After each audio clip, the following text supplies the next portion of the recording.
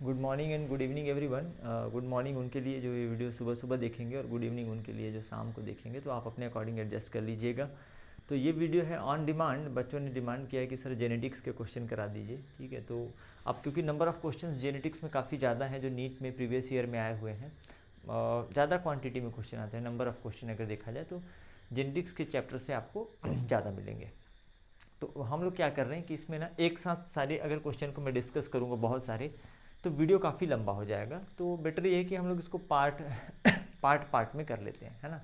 तो चलिए स्टार्ट करते हैं जेनेटिक्स के जो प्रीवियस ईयर AIPMT या नीट में आए हुए हैं जो क्वेश्चन है उसके बारे में। तो यहाँ पे जो चैप्टर है आप समझ लीजिए कि जेनेटिक्स का जो पहला चैप्टर है मेंडेलियन बेसिस ऑफ इनहेरिटेंस, ठीक है, उससे हमने लिया हुआ है। देन फिर हम लोग क्रोमोसोमल बेसिस ऑफ इनहेरिटेंस और मॉलिक्यूलर बेसिस ऑफ इनहेरिटेंस के भी क्वेश्चंस सॉल्व करेंगे यहाँ पे, ठीक है। तो जैसा आपका रिस्पांस रहेगा इसको लेकर उसके अकॉर्डिंग हम आगे कंटिन्यूएशन में वीडियो बनाते जाएंगे, ठीक है।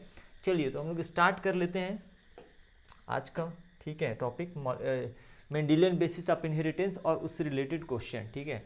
रिपीट बहुत होते हैं इसमें क्वेश्चन, ठीक है, ये ध्यान रखिएगा। जेनेटिक्स में क्वेश्चन बहुत रिपीट होते हैं, थोड़ा बहुत माइनर चेंजेस के साथ में। पहला क्वेश्चन मुझे जो दिख रहा है 62 नंबर, देखिए question number 62, pleiotropic effect is found in. ये जो प्लियोट्रॉपिक इफेक्ट है किस में पाया जाता है, ठीक है। ऑप्शन है हमारे पास human skin colour, night blindness, haemophilia, sickle cell anaemia. तो पहले ना दो चीज़ें आप समझिए। पहले ये प्लियोट्रॉपिक क्या होता है और इसी से मिलता जुलता एक होता है पॉलीजेनिक इनहेरिटेंस। फिर आप आंसर करिएगा, पॉलीजेनिक इनहेरिटेंस, ठीक है। और एक हो गया हमारे पास प्लियोट्रॉपिक। दोनों मिलते जुलते क्यों हैं, थोड़ा सा इसमें डिफरेंस है बट आप इसी से कंफ्यूज होते हैं। तो प्लियोट्रॉपिज्म क्या होता है कि जब एक जीन का, ठीक है, एक से ज़्यादा इफेक्ट हो, ठीक है, उसको बोलते हैं प्लियोट्रॉपिज्म, ठीक है। जीन सिंगल रहेगा बट उसके प्रभाव एक से ज़्यादा रहेंगे, इफेक्ट एक से ज़्यादा रहेंगे, और इसका आंसर हो जाता है सिकल सेल एनीमिया, ठीक है। आप अच्छे से जानते हैं सिकल सेल एनीमिया में हीमोग्लोबिन का जो बीटा चैन होता है, ठीक है, हीमोग्लोबिन में कुल 4 पॉलीपेप्टाइड होते हैं जिसमें 2 अल्फा चैन और 2 बीटा चैन होते हैं। तो उसके बीटा चैन पे 6th पोजीशन पे, 6वें नंबर पे ग्लूटामिक एसिड की जगह वैलिन आ जाता है, ठीक है। तो ये डिफेक्ट होता है। तो प्लियोट्रॉपिज्म में मैंने बताया प्लियोट्रॉपिक इफेक्ट में एक जीन का, ठीक है, एक से ज़्यादा इफेक्ट होते हैं, ठीक है, मल्टीपल इफेक्ट देखने को आपको मिलते हैं, मल्टीपल चेंजेस के लिए ये रिस्पॉन्सिबल होता है। और पॉलीजेनिक इनहेरिटेंस में क्या होता है, जिसका एग्जांपल है human skin colour. Polygenic inheritance का उदाहरण है ह्यूमन स्किन कलर, मनुष्य के त्वचा का रंग। तो पॉलीजेनिक इनहेरिटेंस में जब कई सारे जीन मिलकर, ठीक है, एक इफेक्ट दर्शाते हों, ठीक है, मेनी जीन्स, ठीक है, मेनी जीन, जब कई जीन मिलकर एक इफेक्ट दर्शाते हो। डिफरेंस समझ में आया आप लोगों को, ठीक है। सिंगल जीन जब कई इफेक्ट दर्शाएगा तो वो प्लियोट्रॉपिक है, ठीक है। और जब कई सारे जीन एक इफेक्ट को, जैसे कि ह्यूमन स्किन कलर जो होता है, हमारे त्वचा का जो रंग होता है, ये कई सारे जीन, मल्टीपल जीन द्वारा नियंत्रित होता है, इसलिए इसको हम पॉलीजेनिक इनहेरिटेंस में लेते हैं। तो दोनों पॉइंट याद रखिएगा with their example. Sickle cell anaemia pleiotropism का एग्जांपल है और ह्यूमन स्किन कलर ये जो है पॉलीजेनिक इनहेरिटेंस का एग्जांपल है। अब इसमें जो नाइट ब्लाइंडनेस है ये क्या चीज़ है, ये नाइट ब्लाइंडनेस जो होता है विटामिन ए की कमी के कारण होता है, पूछा जाता है आपके एग्जाम में, ठीक है। ऐसे लोगों को कम रोशनी में, ठीक है, दिखाई नहीं देता। नाइट ब्लाइंडनेस का मतलब ये नहीं कि रात को दिखाई नहीं देता, इसका मतलब होता है कम रोशनी में, लो लाइट में इनका विजन जो है अफेक्टेड होता है और कम प्रकाश में इनको दिखाई नहीं देता, that is called night blindness, रतौंधी बोला जाता है इसको, ठीक है। और हीमोफीलिया जो है ये एक्स लिंक्ड, ठीक है, एक्स लिंक्ड रेसेसिव, ठीक, एक्स लिंक अप्रभावी जीन के कारण होता है, ठीक है। सेक्स लिंक या एक्स लिंक बोला जाता है। तो ये हीमोफीलिया है। आगे कुछ जैसे जैसे क्वेश्चन आते जाएगा हम लोग उस पर डिस्कशन करते जाएंगे। तो मेरे ख्याल से पहला क्वेश्चन बहुत अच्छे से क्लियर है आप लोगों को, और इससे रिलेटेड जो सब टॉपिक है उस पर भी थोड़ा बहुत डिस्कशन हमने ले लिया हुआ है, ठीक है। चलिए आगे बढ़ते हैं, ठीक है, इसको मैं क्लियर कर देता हूँ, राइट। चलिए क्वेश्चन नंबर 63 पे फोकस करिए, 63 नंबर। जेनेटिक्स के क्वेश्चन, ठीक है, थोड़ा टाइम टेकिंग रहते हैं बनाने में, सॉल्व करने में, लेकिन यदि आपका कॉन्सेप्ट बहुत अच्छे से क्लियर है तो बहुत स्पीड में भी आप इसको अटेम्प्ट कर सकते हैं, ठीक है। For example in human being 45 chromosome abnormally causes. तो सबसे पहले तो आपको पता होना चाहिए कि नॉर्मल डिप्लॉयड ह्यूमन में टोटल 46 क्रोमोसोम होते हैं, 46 क्रोमोसोम होते हैं। अब यदि यह मेल है तो इसमें रहेंगे 44 प्लस XY, और जिसमें से ये जो 44 हैं ये ऑटोसोम कहलाते हैं और ये सेक्स क्रोमोसोम होता है। और यदि फीमेल है, मादा है, ठीक है, तो उस केस में रहेंगे 44 प्लस XX। तो इस प्रकार से 46 क्रोमोसोम होते हैं। अब ये कह रहा है, क्वेश्चन ये पूछ रहा है कि ऐसी कौन सी अवस्था है जिसमें 45 क्रोमोसोम होते हैं, मतलब एक क्रोमोसोम कम होगा, ठीक है, एक क्रोमोसोम क्या होगा, कम होगा। तो चलिए देख लेते हैं। इसमें जो डाउन सिंड्रोम है, ठीक है, डाउन सिंड्रोम जो होता है ये 21वें क्रोमोसोम या 21वें ऑटोसोम के एक अधिकता के कारण होता है। डाउन सिंड्रोम 2n+1 वाली कंडीशन है। 2n डिप्लॉयड, नॉर्मल डिप्लॉयड को शो करता है और एक क्रोमोसोम इसमें एक्स्ट्रा रहता है। तो डाउन सिंड्रोम में तो 46 + 1 47 क्रोमोसोम होगा, ठीक है, 47 क्रोमोसोम होगा। तो डाउन सिंड्रोम इसका आंसर नहीं होगा, ठीक है, समझ में आ गया आप लोगों को। डाउन सिंड्रोम 21वें 21st क्रोमोसोम की एक एडिशनल कॉपी की प्रेजेंट के कारण होती है, तो उसको हम लोग ट्राइसोमी 21st क्रोमोसोम कहते हैं। आगे मैं बता रहा हूँ इसको, ठीक है। अब ये क्लाइनफेल्टर सिंड्रोम देख लीजिए क्या होता है। क्लाइनफेल्टर सिंड्रोम में क्या होता है जो जीनोटाइप आता है हमारे पास 44 प्लस XXY, ठीक है, इस प्रकार का। तो इसमें एक सेक्स क्रोमोसोम एक्स्ट्रा हो गया है, ठीक है, टोटल। तो इसमें भी टोटल क्रोमोसोम 44 और 3 कितना हो गया, 47 क्रोमोसोम हो गया, 47 क्रोमोसोम हो गया, ठीक है। इसमें X क्रोमोसोम की एक एडिशनल कॉपी प्रेजेंट है, राइट। आगे बात कर लेते हैं, ठीक है। टर्नर सिंड्रोम देख लीजिए। टर्नर सिंड्रोम क्या होता है, 44 प्लस X0, ये ओ नहीं है ना, ये कोई क्रोमोसोम नहीं है, ये 0 है। आप सिंपल ऐसे भी लिख सकते हैं, इट इज़ लाइक कि आप इसको नहीं भी लिखेंगे तो चलेगा। तो अब इसमें देखिए इस अवस्था में कितना क्रोमोसोम हो रहा है, 45 क्रोमोसोम हो रहा है, 44 ऑटोसोम है और एक X क्रोमोसोम है। तो मुझे आंसर मिल गया है हमारा, ठीक है। 45 क्रोमोसोम कहाँ मिलेगा, 45 क्रोमोसोम टर्नर सिंड्रोम में मिलेगा, ठीक है। फिनोटाइप देखा जाएगा तो ये फीमेल होगी, ठीक है, ये है ना मादा होगी। क्यों, क्योंकि इसमें Y क्रोमोसोम एब्सेंट है, ठीक है। यहाँ तक आपको क्लियर हो गया। अब एडवर्ड सिंड्रोम क्या होता है, तो इसको याद रखने के लिए ना मैं आपको एक सिंपल ट्रिक दे देता हूँ, ठीक है। इससे आपको और बहुत सारे क्वेश्चन बन जाएंगे, ठीक है। ऐसे ही याद रखिएगा, DEPC, ठीक है। देखिए जुगाड़ से और ट्रिक से एग्जाम निकलते नहीं है, थोड़ी सुविधा हो जाएगी आपको, ठीक है। DEPC, ठीक है।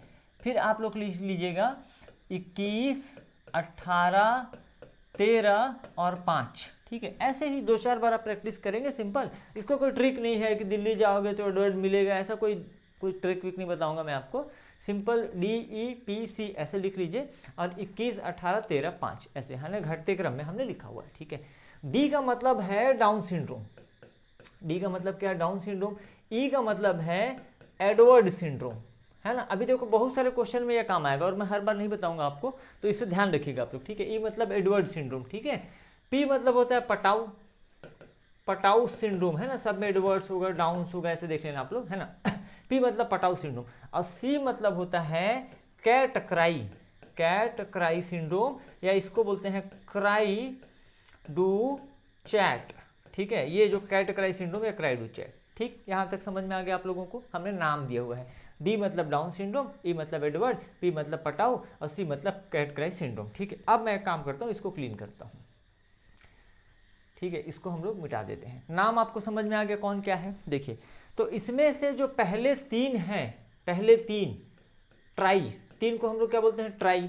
DEP मतलब D मतलब डाउन सिंड्रोम, एडवर्ड सिंड्रोम और पटाऊ सिंड्रोम, पहले के 3 जो हैं ये ट्राइसोमी हैं। ट्राइसोमी का मतलब होता है जब सामान्य अवस्था की तुलना में कोई भी एक क्रोमोसोम एक्स्ट्रा कॉपी में प्रेजेंट हो। कौन कौन सा क्रोमोसोम एक्स्ट्रा कॉपी में होगा, डाउन सिंड्रोम में 21वें क्रोमोसोम की एक एक्स्ट्रा कॉपी होगी, ठीक है। एडवर्ड सिंड्रोम में 18वें क्रोमोसोम की एक एक्स्ट्रा कॉपी होगी। पटाऊ सिंड्रोम में 13वें क्रोमोसोम 13th का एक एक्स्ट्रा कॉपी होगा। तो इन तीनों को हम लोग कैसे रिप्रेजेंट कर सकते हैं, सॉरी 2 दिन लगातार रिकॉर्डिंग से थोड़ा गला भी बैठ गया है। तो इन तीनों को हम लोग ट्राइसोमी को रिप्रेजेंट करते हैं 2n+1 कंडीशन से। ऐसा 2n तो सामान्य हो गया, नॉर्मल अवस्था को दर्शाता है, नॉर्मल डिप्लॉयड कंडीशन को दर्शाता है। ये +1 है, ये ट्राइसोमी को बताता है। तो first 3 are trisomy, down syndrome, Edward syndrome, Patau syndrome, trisomy, ठीक है। ये है ट्राइसोमी 21st क्रोमोसोम, ये है ट्राइसोमी 18th क्रोमोसोम और ये है ट्राइसोमी 13th क्रोमोसोम। मतलब आप समझ गए होंगे कि इसमें 21वें क्रोमोसोम की ट्राइसोमी है, इसमें 18वें क्रोमोसोम, इस तरह। लास्ट वाला जो सी फॉर क्राई डू चैट या कैट क्राई सिंड्रोम था, नाम से ही समझ में आ रहा है कि इसमें जब बच्चा रोएगा तो उसकी रोने की जो आवाज़ है बिल्ली के रोने की आवाज़ जैसी हो जाती है, ठीक है। इसमें लैरिंजियल एबनॉर्मलिटी होता है, बच्चे का जो लैरिंग्स होता है जिसको हम लोग वॉइस बॉक्स बोलते हैं वो असामान्य हो जाता है। तो जब कभी भी वो रोएगा, ठीक है, तो उसके रोने की आवाज़ बड़ी मनहूस सी, ऐसा बोलते हैं कि बिल्ली का रोना बड़ा मनहूस माना जाता है। बट उसके भी कुछ पर्सनल इश्यूज हो सकते हैं, ब्रेकअप वेकअप हुआ होगा या जो कुछ भी होगा बिल्ली के साथ, हो सकता है रो रही होगी।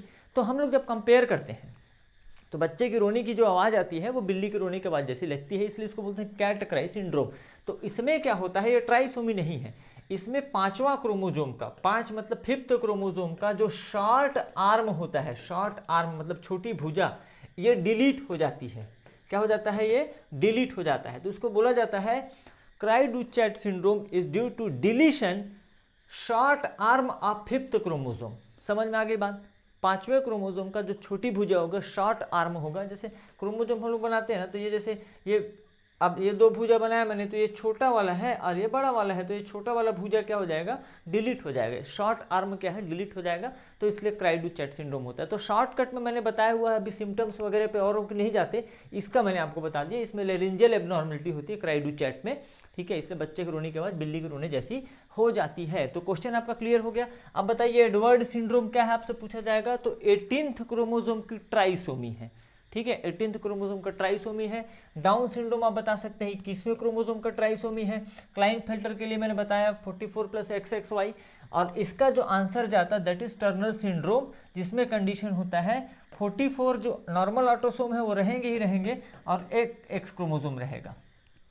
Is that clear to all of you? ठीक है, बन जाएगा। कोई दिक्कत है तो ज़रूर बताइए, ठीक है। कमेंट बॉक्स ओपन है, कमेंट बिल्कुल कर सकते हैं आप लोग। चलिए आगे क्वेश्चन पे आ जाते हैं। यहाँ पे अगर आपको कोई दिक्कत नहीं है, सॉल्व हो गया, तो कोई परेशानी कोई समस्या अगर है तो बता दीजिए। अरे हस्बैंड वाइफ शादी ब्याह का मामला आ गया, देखते हैं। ऐसे बड़े क्वेश्चन आते हैं, ठीक है, इसका चाचा उसका ऐसा होगा तो ये होगा तो वो। जेनेटिक्स बड़ी मज़ेदार चीज़ है, पढ़ने में भी मज़ा आता है, लेकिन तब जब आपको क्वेश्चन समझ में आते हैं, क्वेश्चन जब आपसे बनते हैं, सब्जेक्ट जब आपको समझ में आता है, ठीक है। देखिए क्वेश्चन क्या कह रहा है। पहली बात तो पहले क्वेश्चन को बहुत आराम से पढ़ा करो, ठीक है, जेनेटिक्स के खास करके, और जो दिख रहा है ना उसको ना साइड कर लो। Both husband and wife have normal vision, ठीक है, हस्बैंड और वाइफ का नॉर्मल विजन है। विजन से पूछ रहा है मतलब एक कलर ब्लाइंडनेस वाला केस है ना, तो ये कलर ब्लाइंडनेस आपको बता दूं हीमोफीलिया है, कलर ब्लाइंडनेस है, इसके जो जीन या एलील जो होते हैं ना एक्स क्रोमोसोम पे प्रेजेंट रहते हैं। ऑटोसोम से कोई लेना देना नहीं है ना, ऑटोसोम से कोई लेना देना नहीं है, तो हम लोग सीधे सेक्स क्रोमोसोम को लिखेंगे, ठीक है। तो हस्बैंड वाइफ बना लेता हूं, है ना, एक एक्स इसको वाइफ मान लेते हैं और XY ये है हस्बैंड, ठीक है। Both husband and wife have normal vision though their father were colour blind, ठीक है। The probability of their daughter मतलब इनकी बच्ची का, इनके भी फादर कलर ब्लाइंड थे और इनके भी फादर कलर ब्लाइंड थे। समझ में आ रही बात। Both husband and wife have normal vision though their father were colour blind, the probability of their daughter become colour blind, तो इनकी जो बच्ची है उसको कलर ब्लाइंड होने की क्या संभावना है। कलर ब्लाइंडनेस में जो अफेक्टेड पीपल होते हैं वो रेड और ग्रीन कलर में डिफ्रेंशिएट नहीं कर पाते, they can not differentiate between red and green colour, ठीक है, लाल और हरा के बीच में डिफ्रेंशिएट नहीं कर पाते, और ये एक प्रकार का एक्स लिंक रिसेसिव डिसऑर्डर है, ठीक है। तो इनके फादर बना लेते हैं, इसका जो फादर होगा XY उसका भी क्रोमोसोम रहेगा, इसका जो फादर होगा XY इसका भी क्रोमोसोम रहेगा। दोनों कलर ब्लाइंड थे, मतलब XC तब ये कलर ब्लाइंड हो जाएगा। Y क्रोमोसोम से कोई लेना देना नहीं है, ठीक है, और ये XC तब ये कलर ब्लाइंड होंगे। सोचने वाली बात ये है कि ये जो मेल है जो अभी फिलहाल फादर है, जिसको हमने क्या बोला कपल में, ये क्या है फादर है और ये उसके पिताजी हैं, ठीक है, और ये अभी फिलहाल क्या है मदर है, फीमेल है, ठीक है। तो मेल में जो एक्स क्रोमोसोम होता है अपने पिताजी से नहीं आता, तो इसका मतलब यह है कि अगर उसके पिताजी या फादर कलर ब्लाइंड रहे हों या न रहे हों, इससे तो ये वाई क्रोमोसोम आया होगा। तो ये वाला जो एक्स क्रोम इसकी मदर से आया होगा, जिसके बारे में कोई इंफॉर्मेशन क्वेश्चन में नहीं दिया हुआ है, ठीक है। नॉर्मल विजन दे दिया है, मतलब नॉर्मल दिया है हस्बैंड का और नॉर्मल विजन दे दिया है, तो मतलब इसमें तो सोचना ही नहीं है, ठीक है। अगर ये नॉर्मल विजन दिया है इसका, तो यहाँ पे रिसेसिव एलील रहेगा ही नहीं, ठीक है। रिसेसिव एलील होता तो ये कलर ब्लाइंड होते, ठीक है। तो ये इनका नॉर्मल विजन है और ये इनका क्या है, अब फादर का क्योंकि दिया हुआ है डेटा तो हम लोग उसको एनालाइज कर रहे हैं, तो ये वाला एक्स क्रोमोसोम तो इधर आएगा ही नहीं, समझ में आ रही बात, ठीक है। वाई क्रोमोसोम फादर से आया, ये एक्स क्रोमोसोम इनकी मदर से आया होगा, ठीक है। अब क्योंकि इनको नॉर्मल दिया हुआ है तो इनका जीनोटाइप हम लोग ऐसे ही लिख लेते हैं, सिंपल एक्स और वाई, ठीक है, ऐसा भी कर सकते हैं। अब जरा इनके बारे में सोचते हैं, मदर के बारे में। इनके पिताजी कलर ब्लाइंड थे, इनके जो फादर थे वो कलर ब्लाइंड थे। फीमेल में जो एक एक्स क्रोमोसोम होता है ना, डायरेक्टली फादर से आता है और दूसरा एक्स क्रोमोसोम इनकी मदर से आएगा। Is it clear? मतलब इनके फादर का जो एक्स क्रोमोसोम गुणसूत्र होगा वो सीधे सीधे यहाँ पे आया होगा, ये स्मॉल सी, ठीक है। इसको मैं क्या लिख रहा हूँ, स्मॉल सी आप लिख लीजिए ऐसा। ये कॉम्बिनेशन इनका, इसका मतलब ये है कि ये कलर ब्लाइंड के लिए कैरियर है। अब समझ में आ गई बात, कलर ब्लाइंड के लिए कैरियर या वाहक है। वैसे ये सामान्य है, इनको कोई दिक्कत नहीं है, इनको कलर ब्लाइंडनेस नहीं है, लेकिन ये कैरियर या वाहक है। अब इनके बच्चों की बात करते हैं, तो यहाँ से मुझे फादर और मदर का जीनोटाइप क्लियर हो गया। Now come to the question, और क्वेश्चन में पूछ रहा है probability of their daughter becoming colour blind, इनकी पुत्री कलर ब्लाइंड होगी उसकी क्या संभावना है। पहले क्वेश्चन को बना लेते हैं, ठीक है, उसके बाद मैं आपको इसका एक तरीका बताऊंगा कि अभी तो समझिए, पर कॉन्सेप्ट समझना जरूरी है क्योंकि कई बार ट्रिक्स वगैरह याद रहता नहीं है, तो कॉन्सेप्ट से भले ही 1 मिनट लगेगा बट क्वेश्चन बना लोगे आप, ठीक है। तो अब देखो ये हो गया बात, ये हमको मिल गया। अब इनका करा दीजिए भैया शादी, ठीक है। तो ये है, इसको मिलाओगे तो एक्स स्मॉल सी एक्स ये होगा, इनको इसके साथ मिलाएंगे तो एक्स स्मॉल सी वाई ये होगा, ठीक है। कलर चेंज कर लेता हूँ मैं।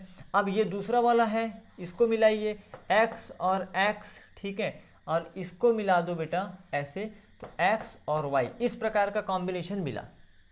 क्या कोई डॉटर, ये डॉटर होगी, ठीक है, एक ये डॉटर है, ठीक है, क्या कोई डॉटर कलर ब्लाइंड होगा? What is the probability? तो इसका आंसर जाएगा 0%। कलर ब्लाइंड नहीं होंगे, कैरियर हो सकते हैं, कैरियर हो सकते हैं, ठीक है। अब इसमें बहुत सारे क्वेश्चन जनरेट होते हैं और हर साल, ठीक है, सेम ये डेटा सेम रहेगा और बहुत सारे क्वेश्चन कैसे जनरेट होते हैं, हर साल कैसे पूछे जाते हैं कलर ब्लाइंडनेस या हीमोफीलिया से क्वेश्चन, वो मैं आपको बताता हूँ। देखिए अब इसमें एक क्वेश्चन अभी पूछा गया, डॉटर की कलर ब्लाइंड होने की प्रोबेबिलिटी तो 0% है, आपको दिख रहा है, कोई डॉटर इसकी कलर ब्लाइंड नहीं है। सन, लड़कों के कलर ब्लाइंड होने की क्या प्रोबेबिलिटी आती है इसी क्वेश्चन में। देखिए एक लड़का ये है एक्स वाई और एक लड़का, 2 लड़के हैं इनके, ठीक है, 2 लड़के हैं जिसमें से 50% क्या है, कलर ब्लाइंड है, ठीक है, अब 50% क्या है, नॉर्मल है। समझ में आ रही बात? तो 50% कलर ब्लाइंड बॉयज में, सन में, और 50% नॉर्मल। अच्छा, टोटल अगर मैं देखूं, टोटल बच्चों की बात करें, टोटल है ना, 4 बच्चे हैं, 4 में से एक सामान्य है, दूसरा सामान्य है, तीसरा सामान्य है, 3 नॉर्मल हैं और 25% प्योर कलर ब्लाइंड है। तो 75% बच्चे नॉर्मल हैं। नॉर्मल कहने का मतलब इट मे बी कैरियर, हो सकते हैं कि वाहक हो, लेकिन उनको कलर ब्लाइंडनेस नहीं रहेगा, ठीक है यहाँ तक। तो टोटल अगर मैं देखूँ, मैं अगर बॉय और गर्ल अलग से मेंशन ना करूँ, तो टोटल में अगर देखा जाए तो 25% आर कलर ब्लाइंड, ठीक है, चिल्ड्रन में से, और 75% are normal. Is that clear to all of you? ठीक है, समझ में आ गया आप लोगों को? ठीक है, अब इस क्वेश्चन को जल्दी बनाने का क्या तरीका हो सकता है? ठीक है, जल्दी बनाने का तरीका हो सकता है कि देखिए जैसे इसमें लिखा है both husband and wife have normal vision, तो सीधे लिखिए एक्स वाई एक्स एक्स, समझ में आई बात? ठीक है, अब इसको नॉर्मल विजन दे दिया तो इसका फादर मदर में जाने की जरूरत ही नहीं है, सीधी बात है ना, आपको सोचने की जरूरत नहीं, उसके फादर मदर मत जाइए। ठीक है, इसका क्या दिया, नॉर्मल विजन दिया है, इसका भी नॉर्मल विजन दिया हुआ है, मतलब एक जो है ये सामान्य है ही है। ठीक है, ये एक एक्स क्रोमोसोम, इसमें कोई भी कलर ब्लाइंडनेस का एलील नहीं है। अगर इसमें रहता, अगर इसको कलर ब्लाइंड बोल देता तो दोनों एलील क्या रहते, अफेक्टेड रहते। अब क्योंकि मुझे पता करना है कि what about the second x chromosome, एक एक्स क्रोमोसोम तो सामान्य हो गया, दूसरा एक्स क्रोमोसोम क्या है, तो जल्दी से मैं देखूंगा कि उस लड़की जो वाइफ है उसका फादर भी क्या है, कलर ब्लाइंड है, तो उसके फादर को मैंने एक्स सी और वाई जल्दी से कलर ब्लाइंड बनाया। अब मेरे को पता चल गया कि यार फादर से एक एक्स क्रोमोसोम तो लड़की में आता ही आता है, श्योर है। ठीक है, फादर से गर्ल्स में एक्स क्रोमोसोम एक आता है और दूसरा एक्स क्रोमोसोम लड़की का अपने मदर से आता है। चलिए, तो इसको मैं डायरेक्ट, और कोई दूसरा ऑप्शन ही नहीं है, वाई क्रोमोसोम अगर आ जाता तो लड़का हो जाता ना, ये ठीक लड़की है ना, तो एक्स क्रोमोसोम आएगा एक्स स्मॉल सी। अब इससे आप बना लीजिए, अब देखिए जब ऐसा कॉम्बिनेशन आपको मिलता है, ठीक है, तो कोई भी डॉटर पूछ रहे हैं ना, डॉटर इनकी पुत्रियां तभी कलर ब्लाइंड हो सकती हैं जब फादर कलर ब्लाइंड हो।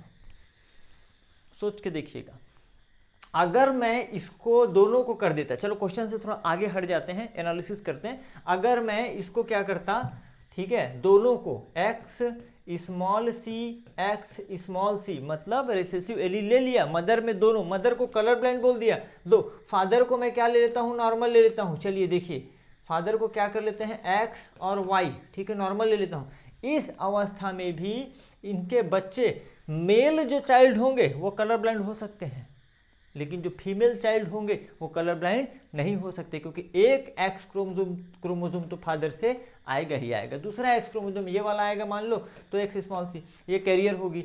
अच्छा, इसके साथ इसको कंबाइन करोगे, चलिए एक्स स्मॉल सी और एक्स, तो इस केस में भी ये क्या होगी, कैरियर ही होगी, कलर ब्लाइंड नहीं होगी। तो फीमेल को कलर ब्लाइंड होने के लिए इंपॉर्टेंट बात यह है कि फादर को कलर ब्लाइंड होना चाहिए।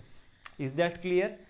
आई कैन अंडरस्टैंड कि एक्सप्लेनेशन लंबा जा रहा है, लेकिन समझना जरूरी है, इस बात को ध्यान में रखिएगा आप लोग, ठीक है। तो क्वेश्चन नंबर आ जाते हैं हम लोग, ठीक है, थोड़ा सा 65 पे, है ना। Which one is a Mendelian disorder, ठीक है। मेंडेलियन डिसऑर्डर पूछने का मतलब है कि इनमें से कौन सी बीमारी है, कौन सी डिजीज है जो मेंडल के नियमों का पालन करती है, जो मेंडल ने जो लॉ दिए थे जेनेटिक्स में, जो मेंडल ने नियम दिए थे, उस नियम को कौन फॉलो करती है, या जिसको आप लोग पेडिग्री एनालिसिस के थ्रू पकड़ सकते हैं, ठीक है। तो चलिए देख लेते हैं, क्या कैटरेक्ट मोतियाबिंद? बिल्कुल नहीं है। कैटरेक्ट मोतियाबिंद, ठीक है, इनहेरिटेबल नहीं होता, ठीक है, अनुवांशिक नहीं है, ठीक है। लेप्रोसी, कुष्ठ, ठीक है, बैक्टीरियल डिजीज है, बैक्टीरिया से होने वाला है, इन्फेक्टिव डिजीज है, ठीक है, लेप्रोसी या कुष्ठ, तो ये भी मेंडेलियन डिसऑर्डर नहीं है, एक पीढ़ी से दूसरे पीढ़ी में स्थानांतरित नहीं होता है, वन जनरेशन से दूसरे जनरेशन में इनहेरिटेबल नहीं होता है, ठीक है। अब बच्चे धड़ से ब्लाइंडनेस कर देंगे आंसर। अरे भैया, ब्लाइंडनेस सिर्फ एक ही प्रकार, कलर ब्लाइंडनेस वाला थोड़ी होता है यार, ब्लाइंडनेस कई प्रकार के होते हैं, ठीक है। अल्कोहल पी लेने से भी लोग ब्लाइंड हो जाते हैं, है ना, जहरीली शराब, ठीक है, मिथाइल अल्कोहल पीने से भी लोग ब्लाइंड होते हैं, तो वो इनहेरिटेबल थोड़ी है। धड़ से आंसर मत कर दीजिएगा ब्लाइंडनेस, इसका आंसर है फिनाइलकीटोन्यूरिया, PKU, ऑटोसोमल रिसेसिव डिजीज होता है, ठीक है, ये मेंडेलियन डिसऑर्डर है, फिनाइलकीटोन्यूरिया, PKU, ठीक है, ध्यान रखिएगा। ब्लाइंडनेस, अगर यहाँ पे कलर ब्लाइंडनेस दिया होता देन आप इसके बारे में सोच सकते थे, तो उस केस में फिर ये ऑप्शन नहीं देता, अदरवाइज एक ही क्वेश्चन के दो आंसर सही हो जाते। समझ में आ गई बात? तो कैटरेक्ट, मोतियाबिंद, लेप्रोसी, ये सब तो बिल्कुल नहीं है। ब्लाइंडनेस में अगर कलर ब्लाइंडनेस होता तो आप आंसर इसको कर सकते थे, उस केस में इस ऑप्शन को चेंज करता। तो in this case the answer goes to fourth, phenylketonuria, PKU। चलिए आगे बढ़ जाते हैं हम लोग थोड़ा। Haemophilia is more common in male because it is, ठीक है, मेल्स में ज़्यादा दिख सकता है ये, क्यों, कारण क्या है? क्योंकि देखिएगा आप लोग, है ना, मेल में ज़्यादा दिखने का कारण हीमोफीलिया के, क्योंकि फर्स्ट ऑफ ऑल जो हीमोफीलिया है मैंने बताया रेसेसिव डिजीज़ है, क्या है, रेसेसिव डिजीज़ है, तो डोमिनेंट वाले ट्रेट को तो काट दो आप, डोमिनेंट वाला ये तो होगा ही नहीं, ठीक है। एक्स लिंक रेसेसिव होता है, इसका जो एलील है हीमोफीलिया का या कलर ब्लाइंडनेस का, ये कौन से क्रोमोसोम पे रहता है बच्चा लोग? एक्स क्रोमोसोम पे रहता है, ठीक है। अब जो मेल होते हैं आप में से, है ना, हम में से जो मेल हैं, हमारे बॉडी में 44 ऑटोसोम, जैसे कि फीमेल्स में होता है वैसे ही सेक्स क्रोमोसोम का कॉम्बिनेशन XY का होता है नॉर्मल अवस्था में। इसका मतलब ये है कि एक्स क्रोमोसोम में कोई भी एलील यदि डोमिनेंट रहेगा तो वो अपने फिनोटाइप को तो दर्शाएगा ही दर्शाएगा, मैं बात कर रहा हूँ मेल की, ठीक है। उस केस में तो फीमेल में भी दर्शाएगा जब डोमिनेंट रहेगा या प्रभावी रहेगा तो, लेकिन अगर रेसेसिव भी रहेगा ना तो भी अपने फिनोटाइप को शो करेगा ही करेगा, क्योंकि इसको अपोज करने वाला कोई दूसरा नहीं है, XY, ठीक है। एक्स क्रोमोसोम में जो भी जीन या एलील प्रेजेंट रहेंगे, चाहे वो डोमिनेंट स्टेट में हो चाहे वो रिसेसिव स्टेट में हो, मेल में वो एक्सप्रेस होंगे ही होंगे। अब क्योंकि हीमोफीलिया के लिए जो एलील होता है वो एक्स क्रोमोसोम में होता है, समझ में आ रही बात? अब एक्स क्रोमोसोम में है तो उसको अपोज करने वाला, विरोध करने वाला वाई कोई दूसरा है ही नहीं। अगर फीमेल होती, जैसे अगर ये फीमेल होती तो उसमें 2 एक्स क्रोमोसोम होते।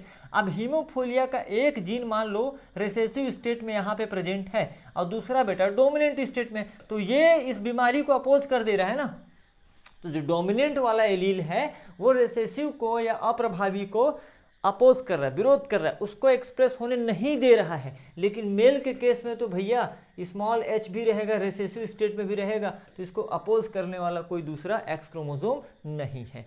इसलिए जो एक्स लिंक डिजीज होते हैं, जो एक्स लिंक डिजीज हैं, आइदर डोमिनेंट डिजीज हो या रिसेसिव हो, आपके सिलेबस में रिसेसिव ही ज़्यादा दिया हुआ है, तो मेल में ज़्यादा कॉमन है, मेल में ज़्यादा दिखते हैं। समझ में आ रही बात? ऐसे ही हीमोफीलिया भी मेल में आपको ज़्यादा मिलेगा। कारण क्यों है?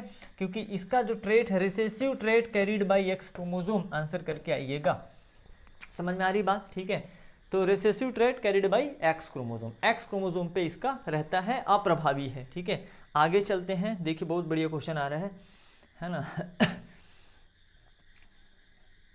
बहुत शानदार क्वेश्चन आ रहा है। ठीक है, चलिए भाई साहब, क्वेश्चन नंबर 67। जेनेटिक्स के क्वेश्चन समझने में थोड़ा समय लगता है, इस चीज़ का ध्यान रखिएगा, लेकिन छोड़ के मत आइएगा एग्जाम में, आसान होते हैं अगर आप कॉन्सेप्ट समझ रहे हो। A colour blind girl is rare because she will be born only when. ठीक है, एक वर्णांध या कलर ब्लाइंड लड़की रेयर होती है। जस्ट मैंने बताया ना बेटा, जैसे हीमोफीलिया मेल में कॉमन है, वैसे कलर ब्लाइंडनेस भी मेल में कॉमन है, क्योंकि एक्स लिंक रिसेसिव डिजीज है। तो कलर ब्लाइंड गर्ल जो है दुर्लभ होगी, सी विल बी बोर्न, कब पैदा होगी कलर ब्लाइंड। ठीक है, चलिए देख लेते हैं एक एक ऑप्शन को, हम लोग यहाँ पे टाइम देते हैं, समय देते हैं, क्या कहना चाह रहे हैं ऑप्शन, क्योंकि रटने का प्रयास मत करिएगा। ठीक है, ऐसा नहीं कि घर से ही मैं रट के जाऊंगा इस क्वेश्चन को, बेटा एक को भी ऊपर नीचे कर दिया ना ऑप्शन, सारा खेल खत्म हो जाएगा। तो रटने की कोशिश नहीं करेंगे। कलर ब्लाइंड लड़की कैसे मिलेगी मेरे को, चलो देखता हूँ। कलर ब्लाइंड कब होगी? एक्स स्मॉल सी, ये है हमारी वो लड़की जो है कलर ब्लाइंड लड़की। ठीक है, तो कलर ब्लाइंड लिखे है ना, मैं रेड कलर से लिख रहा हूँ, देख लेना आप लोग, दिख रहा है ना रेड कलर?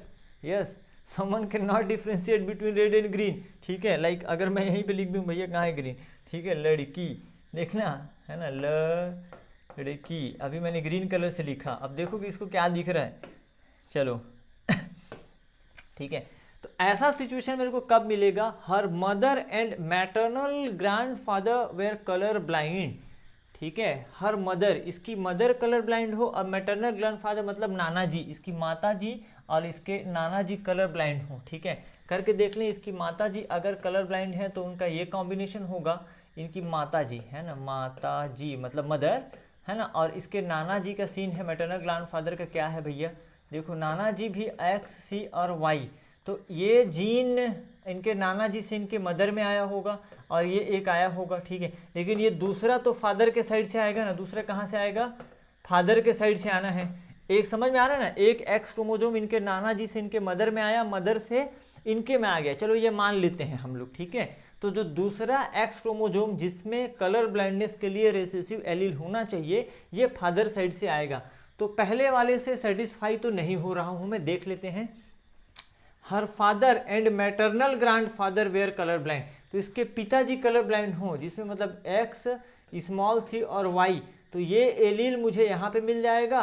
और maternal grandfather were colour blind, maternal grandfather मतलब नाना जी, नाना जी से माता जी में आ जाएगा, माता जी से बच्ची में आ जाएगा। तो बहुत सही बात, आंसर ये हो सकता है, लेकिन बाकी ऑप्शन भी हम लोग पढ़ के देखेंगे। ये इस क्राइटेरिया को फुलफिल कर रहा है। कैसे कर रहा है अगर समझ गए होंगे तो, इस लड़की के फादर जो हैं और उसके मैटरनल ग्रैंडफादर मतलब नाना जी कलर ब्लाइंड हो, फादर कलर ब्लाइंड होंगे तो एक एक्स सी वाला क्रोमोसोम मुझे यहाँ पे मिल जाएगा फादर से, लड़की में डायरेक्ट आता है। अब इसमें तो दूसरा एक क्रोमोसोम है ही नहीं। अब नाना जी का एक क्रोमोसोम उनकी माता जी में आया होगा, और उनकी माता जी से यहाँ पे आया होगा। ठीक है, चलिए। Her mother is colour blind and father has normal, बेटा फादर अगर नॉर्मल हो गया तो लड़की तो कभी कलर ब्लाइंड हो ही नहीं सकती। अभी जस्ट थोड़ी देर पहले मैं बताया था, अगर पिताजी सामान्य हैं तो लड़की कभी कलर ब्लाइंड नहीं होगी, मतलब ये कभी नहीं हो सकता।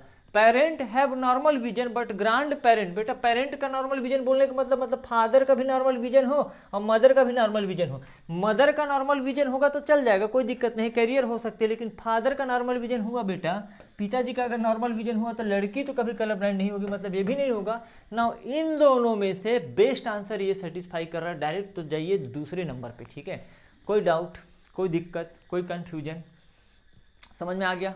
ठीक है, चलें आगे बढ़े क्वेश्चन पे, राइट ना, तो ये समझ में आ गया आप लोग। चलिए आगे बढ़ते हैं। जेनेटिक्स क्या है बेटा, है ना, ये देखो डाउन सिंड्रोम आ गया फिर से, है ना, डाउन सिंड्रोम आ गया, आप दिख तो रहे हैं आप लोगों को। 68 पे फोकस करिए, 68 नंबर क्वेश्चन, ठीक है।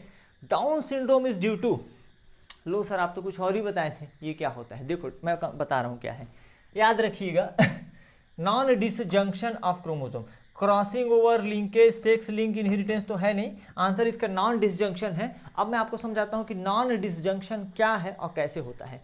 आपको मियोसिस याद है, अर्धसूत्री विभाजन, मियोसिस में क्या होता है बेटा, जो ओरिजिनल पेरेंटल सेल होता है, जैसे कि ह्यूमन में 2n=46, तो जो क्रोमोसोम होते हैं, ये मियोसिस फर्स्ट कंप्लीट हुआ तो इसमें n=23 हो जाएगा, इसमें n=23 हो जाएगा। थोड़ा जल्दी जल्दी बता रहा हूँ, आपका कंसेप्ट क्लियर ही होगा। फिर मियोसिस सेकेंड होता है M2, मियोसिस सेकेंड, इसमें भी n=23 रहेगा, n=23 रहेगा।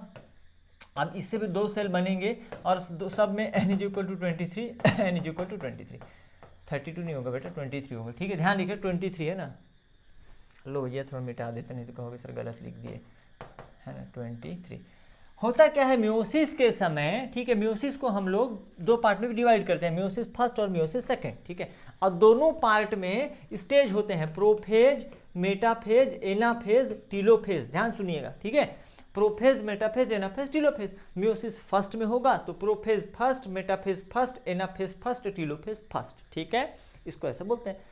मियोसिस सेकंड में होगा तो prophase second, metaphase second, anaphase second, telophase second, ऐसे बोलेंगे। मियोसिस का कंसेप्ट है ये चीज। देखिएगा मेटाफेज में क्या होता है, चाहे मियोसिस हो या माइटोसिस हो, मेटाफेज में क्या होता है बेटा, जो क्रोमोसोम होते हैं ना, मेटाफेज प्लेट पे इस तरीके से, है मैं मियोसिस वाला ही बना रहा हूँ, इस तरीके से क्रोमोसोम व्यवस्थित हो जाते हैं। समझ में आ रही बात, ये मेटाफेज प्लेट पे क्रोमोसोम को मैं क्या कर रहा हूँ, व्यवस्थित कर रहा हूँ। समझ में आ रहा है, ये मेटाफेज में होता है। मैं आपको डिसजंक्शन बताऊंगा तो आप समझ जाइएगा, अरे एक और रहेगा ना इसका, होमोलोगस पार्टनर। चल भैया थोड़ा सा अलाइनमेंट गड़बड़ हुआ है ना, बट टेंशन मत लेना ना, आप उसको समझने का कोशिश करिएगा। ये हमारा स्पाइडरमैन, मतलब ये भी इधर भी है स्पाइडरमैन बेटा, इस तरीके से ये ऐसे जुड़े रहते हैं, मेटाफेज को याद करिए। इसके बाद ठीक है, ये होमोलोगस क्रोमोसोम है, ठीक है। ह्यूमन में 23 जोड़े होते हैं, 23 पेयर, तो यहाँ पे भी 23 पेयर अरेंज रहेंगे। मेटाफेज फर्स्ट की अगर मैं बात करूँ तो एनाफेज में क्या होता है, ये क्रोमोसोम सेपरेट होते हैं, मतलब यहाँ पे मैं बोला कि 23 पेयर, 23 पेयर अरेंज रहेंगे, जोड़े, होमोलोगस क्रोमोसोम का पेयर व्यवस्थित रहेगा। मेटाफेज मैं फर्स्ट की बात कर रहा हूँ, ठीक है, होमोलोगस क्रोमोसोम का। जब एनाफेज आएगा तो ये वाला ये सब कहाँ चले जाएंगे, इस पोल पे चले जाएंगे, और ये नीचे वाला, चलिए भाई साहब, नीचे वाला ये सब कहाँ जाएंगे, इस पोल पे जाएंगे। इसको बोलते हैं डिसजंक्शन। मतलब एनाफेज के समय गुणसूत्रों का अलग होना, क्रोमोसोम का अलग होना क्या कहलाता है, डिसजंक्शन कहलाता है। अगर सामान्य तरीके से अलग होगा तो 23 क्रोमोसोम इसमें चले जाएंगे और 23 क्रोमोसोम इसमें चले जाएंगे, एकदम इजी है। 46 से शुरू किया था हमने, ठीक है, जोड़े में थे तो 23 इधर चले गए, ये नॉर्मल कंडीशन है जब डिसजंक्शन ठीक ठाक हुआ। लेकिन नॉन डिसजंक्शन क्या है, जब क्रोमोसोम सही तरीके से अलग न हो पाए, ठीक, non separation of chromosome during anaphase stage of either mitosis. Mitosis वाला तो इतना इंपॉर्टेंट रहता नहीं है क्योंकि उससे गैमीट वेमीट बनता नहीं बेटा, तो वो वहीं पे खत्म हो जाता है। लेकिन मियोसिस से बनता है गैमीट, जो अगले जनरेशन तक ट्रांसफर हो सकता है, स्थानांतरित हो सकता है। तो ध्यान से सुनिएगा, what is non disjunction, non separation of chromosome during anaphase of meiosis, it leads to formation of defective gamete either surplus or minus. मतलब इससे ऐसे गैमिट बनेंगे, आप सोच के देखिए, थोड़ा सा दिमाग लगाओ बेटा आप लोग, है ना। मैंने कहा कि अगर नॉन डिसजंक्शन हो जाए तो कोई क्रोमोजोम, जैसे कि मान लो ये 21वां क्रोमोजोम होता है, 21st वाला क्रोमोजोम ले लिया इसको, है ना, मैंने 21वां क्रोमोजोम ले लिया। अब ये क्या किया, पूरा इधर चल दिया, तो इधर चल दिया, और तो इस तरफ जो क्रोमोजोम आए 23 ये तो थे ही, लेकिन 21वें क्रोमोजोम का एक एक्स्ट्रा कॉपी आ गया। समझ में आ रही बात। अब इधर जो क्रोमोसोम जो इकट्ठा हुए, इसमें 23-1 समझ में आया ना, क्योंकि एक में ये पूरा का पूरा इधर चला गया, तो एक क्रोमोसोम इधर घट जाएगा ना, कम हो जाएगा। तो इस तरफ से जो गैमिट बनेंगे उसमें क्रोमोसोम की संख्या कम रहेगी, 21वां क्रोमोसोम का एक कॉपी कम रहेगा। अब इस तरफ से जो क्रोमोसोम बनेंगे गैमिट बनेंगे यहाँ से, उसमें 21st क्रोमोसोम की एक एडिशनल कॉपी रहेगी, उसी को तो डाउन सिंड्रोम बोलते हो आप लोग। ठीक है, समझ में आया ना? क्वेश्चन क्या कहाँ गया आपका बेटा, है ना? Down syndrome is due to, अब देखो ये 21वां क्रोमोसोम था, मान लो 18वां क्रोमोसोम होता है, 18th क्रोमोसोम एक पूरा सेट इधर चला जाता तो इधर गायब रहता, तो एडवर्ड सिंड्रोम वाला बन जाता केस। ठीक है, और कोई 13वां रहता, 13th क्रोमोसोम रहता तो पटाउ सिंड्रोम का केस बनता। तो डाउन सिंड्रोम क्यों होता है बेटा? ये होता है नॉन डिसजंक्शन के कारण, जब एनाफेज के दौरान क्रोमोसोम ठीक से सेपरेट नहीं हो पाते, एक ही तरफ चले जाते हैं, तो दूसरा गैमिट जो बनता है उसमें क्रोमोसोम की संख्या कम हो जाती है, और एक साइड से जो गैमिट बनता है उसमें क्रोमोसोम की संख्या बढ़ जाती है, सरप्लस में रहती है। ठीक है, फिर भविष्य की बात है, किस्मत की बात है, कौन सा वाला फर्टिलाइज कर रहा है। इसीलिए आप देखना जब हम लोग जेनेटिक डिसऑर्डर पढ़ते हैं, है ना, तो उसमें कुछ में क्रोमोसोम बढ़ा के भी हो सकता है और कुछ में क्रोमोसोम घटा के भी हो सकता है, कम भी हो सकता है। मतलब 46 जो है 2n = 46, ये नॉर्मल कंडीशन है, तो प्लस वाले भी मिलते हैं आपको और माइनस वाले, मतलब ज़्यादा वाले भी मिलते हैं और कम वाले भी मिलते हैं, जिनको हम लोग एबनॉर्मेलिटी बोलते हैं, क्रोमोसोमल एबनॉर्मेलिटी, गुणसूत्रीय अनियमितता। ठीक है, चलिए, तो डाउन सिंड्रोम के लिए स्ट्रिक्टली याद रखना बेटा, इवन एडवर्ड पटाउ सब के लिए नॉन डिसजंक्शन बन जाएगा। कोई दिक्कत कमेंट बॉक्स में लिखिए, दिक्कत है तो, है ना, और नहीं है तो भी लिखिए। आगे बढ़ते हैं बेटा। A colour blind mother and normal father would have, ठीक है, एक इसमें देखो क्वेश्चन में क्या पूछ रहा है, कलर ब्लाइंड मदर है और नॉर्मल फादर है। ठीक है, अब देख लेते हैं बेटा, कलर ब्लाइंड मदर बोल दिया मतलब X_c, फादर नॉर्मल है बेटा X और Y, फादर को नॉर्मल दिया हुआ है, सीधी बात। देख लें क्या क्या हो सकता है। Colour blind son and carrier daughter, सही है क्या? अब करके देख लो ना, फिर क्या है इसमें सोचने वाली क्या बात है, इसको बना के देख लेते हैं बेटा। इसके साथ कर लो X_c और X ये हो गया, और इसके साथ भी कर लीजिए भाई साहब X_c और Y हो गया। ठीक है, अब है ना, अरे इसको मैंने थोड़ा कर दिया, चलो कोई बात नहीं, थोड़ा सा ना इसको क्लीन करते हैं, क्योंकि पहले एक को करेंगे फिर दूसरे को करेंगे, इससे क्या है गड़बड़ नहीं होगा। अरे यार ये क्या हो रहा है, इसको पहले करते हैं। ठीक है, X_c इसके साथ करिए, X_c और X, और इसको इसके साथ करिए तो गड़बड़ नहीं होगा। पहले वाला भी ठीक था बट आप कंफ्यूज जाते हैं। X_c और Y ये हो गया। अब इसके साथ कलर चेंज कर लेता हूँ, मैं ब्लैक ले लेता हूँ। चलिए, ये हो गया बेटा X_c और X, और इसमें होगा इसके साथ X_c और Y। तो ये कंडीशन है, तो जो सन है वो पूरी तरह से कलर ब्लाइंड होंगे, और जो डॉटर होंगे वो क्या होंगे, कैरियर होंगे। देखिए भैया, colour blind son and carrier daughter, सही बात। जो सन है वो कलर ब्लाइंड होंगे क्योंकि इनके एक्स क्रोमोसोम में एलील प्रेजेंट है, रिसेसिव एलील, और यहाँ भी एक्स क्रोमोसोम में रिसेसिव एलील प्रेजेंट है।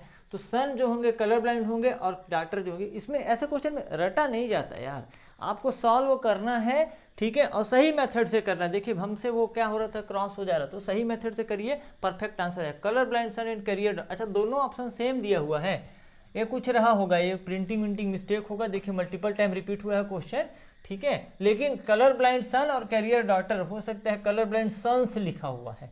ठीक है, सन और सन्स में क्या डिफरेंस है भाई, चलो सन्स ही ले लो। ठीक है, क्योंकि सब सन्स जो हैं, है ना, कलर ब्लाइंड दिख रहे हैं मुझे, तो कुछ अलग रहा होगा। कई बार बुक्स वगैरह में ऐसे प्रिंटिंग मिस्टेक हो जाता है, कोई दिक्कत नहीं सी। ठीक है, तो चलिए यहाँ तक का क्वेश्चन हम अभी कंप्लीट कर लेते हैं। ठीक है, नेक्स्ट वीडियो में अगर ये आपको अच्छा लगता है तो जेनेटिक्स का अगला पार्ट बनाएंगे, जिसमें अगले वीडियो में बाकी सारे क्वेश्चन भी आपके साथ में डिस्कस करूंगा। ठीक है, बहुत सारे न्यूमेरिकल्स, बहुत अलग अलग टाइप के क्वेश्चन, डिफरेंट टाइप के क्वेश्चन, ठीक है, जो नीट के एग्जाम में आए हुए हैं, जिससे आपका कॉन्सेप्ट भी क्लियर हो जाएगा और एक फास्ट टाइम में रिवीजन भी हो जाएगा। So that's all for this video, thank you very much for watching. मिलते हैं किसी अगले वीडियो में।